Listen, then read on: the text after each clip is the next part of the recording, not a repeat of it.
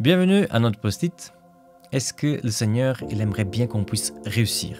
Est-ce que le Seigneur, il travaille pour qu'on puisse réussir ou c'est pas exactement comme ça?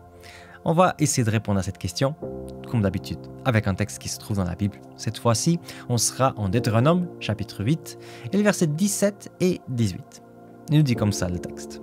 « Ne pensez jamais que vous avez atteint la prospérité par vous-même, par vos propres forces. Souvenez-vous, c'est le Seigneur votre Dieu qui vous donne les forces nécessaires pour atteindre cette prospérité. Et il confirme ainsi, aujourd'hui encore, l'alliance qu'il a conclue avec vos ancêtres. » Il y a une sorte de paradoxe dans ce texte, parce que d'un côté, c'est vrai que si tu lances n'importe quelle initiative, tu lances ça avec la liberté que le Seigneur t'a donnée d'entreprendre des choses. Mais c'est vrai que même si c'est toi qui te lances à faire quelque chose, même si c'est avec ta force, tes muscles que tu construis quelque chose, tu ne pourras jamais construire quoi que ce soit si le Seigneur ne te donne pas la force, si le Seigneur ne te donne pas la santé, si le Seigneur ne te donne pas toutes ces variables qui sont invisibles mais des fois fondamentales pour réussir quoi que ce soit. C'est vrai que des fois, quand on arrive à construire quelque chose, à faire quelque chose, on va des fois se centrer sur tout ce qu'on a apporté.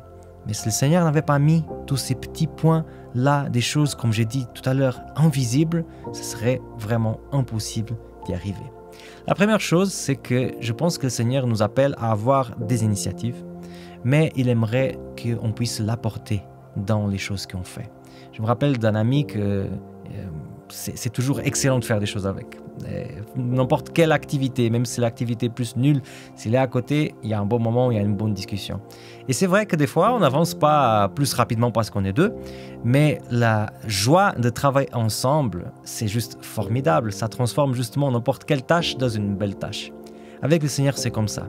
On ne va pas nécessairement avancer plus rapide parce qu'on fait appel au Seigneur. C'est pas comme ça que ça marche. Mais le plaisir d'avancer avec lui, c'est quelque chose qui est absolument gigantesque. La deuxième chose que j'aimerais voir avec toi, c'est que si le Seigneur nous apporte du succès dans la vie, on a cette petite tendance malsaine de l'oublier au milieu de ce succès-là. Et j'aimerais te dire, je ne sais pas dans quelle situation tu es en train de vivre, dans quel moment de ta vie tu es en train de passer. Mais si tu es en train d'aller dans la direction du succès, mets déjà ton cœur cette idée de ne pas oublier l'Éternel, de ne pas oublier que c'est le Seigneur qui t'a fait réussir toutes les choses que tu as réussi ou que tu vas réussir dans le futur. Moi, je m'appelle Samuel Cunha et c'était le post-it aujourd'hui.